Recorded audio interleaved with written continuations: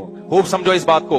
उलमा कहते हैं इंसान से कोई गुनाह हो जाए, गिड़गिड़ा के एक दफा तौबा कर ले, फिर भी अगर वो उस गुनाह की टेंशन लेता है ना, इसका मतलब इसमें तकब्बुर है।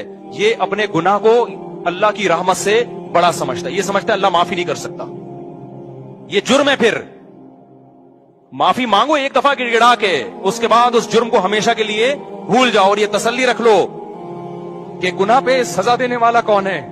अल्लाह। और माफ करने वाला भी कौन है? अल्लाह है। फिर भूल जाओ। फिर उसको बार बार सोचना नुकसानदेह है, तो खुदा से आगे निकल रहे। उसका मूसा अलैहिस्सलाम के दौर में ना एक औरत से जिना हो गया।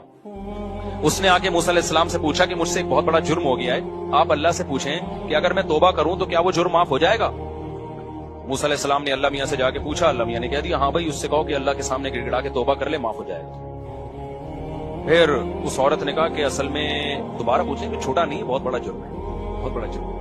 उसने कहा कि मूसा आपने अल्लाह से पूछा गुनाह माफ हो जाएगा, एक्चुअली वो छोटा गुनाह। हमने फिर अल्लाह से पूछा, अल्लाह मियां ने कहा जितना भी बड़ा हो, मेरी जाहिर है मेरी रहमत से बड़ा थोड़ी है, माफ कर दूंगा अगर आइंदा के लिए इरादा करे कि नहीं करेगी वो ये गुनाह। 3-4 दफा जब हो गया ना, फिर उस औरत ने कहा भाई मैंने जिना किया है, इतना बड़ा गुनाह कैसे माफ हो जाएगा?